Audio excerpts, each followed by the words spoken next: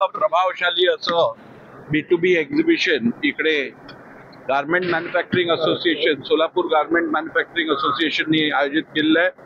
आदरणीय आमदार सुभाष बापू देशमुख यांच्या मार्गदर्शनाखाली या इंडस्ट्रीने बरीचशी प्रगती इकडे केलेली आहे आणि मी त्यांना शुभेच्छा देत हीच इच्छा व्यक्त केलेली आहे की येणाऱ्या काळात ही इंडस्ट्री जगातली हब सोलापुर में निर्माण करेल अशी आशा अपेक्षा व्यक्त केली. 26/11 आज जिस प्रकार से हादसा हुआ था आज सोलापुर निश्चित रूप से आप देखिए इसके पहले सोलापुर में केवल चादर इंडस्ट्री को पहचाना जाता था, लेकिन आज सोलापुर में गारमेंट के हर प्रकार के गारमेंट को बनाया जाता है. विशेष करके यूनिफॉर्म्स जो है वो बड़ी मात्रा में यूनिफॉर्म्स यहाँ पे बनाए जाते हैं.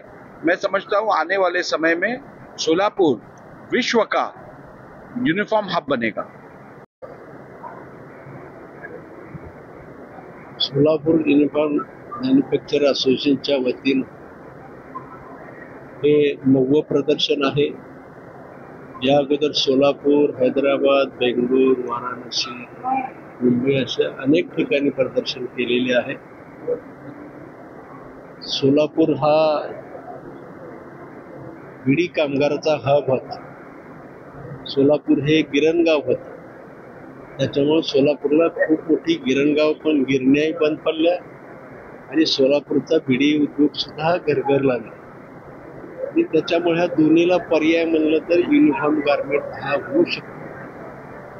टेक्स्टाईल मंत्री असताना या लोकांची व्यथा ऐकली आणि त्यांना मार्केटिंग प्रदर्शनाची सूचना दिली. त्या दिवसापासून हे प्रदर्शन सुरू आहे आणि आता सोलापूर हे माननीय मोदी साहेबांनी सुद्धा त्याची दखल घेतलेली आहे आणि मला खात्री आहे सोलापूरमध्ये युनिफॉर्म गारमेंट हा हब होईल आणि खरोखरच जागतिक स्तरावरती सोलापूरचं नाव लौकिक झाल्याशिवाय राहणार नाही असं मला वाटतं आणि रोजगार सुद्धा या निमित्तानं मोठ्या प्रमाणात निर्माण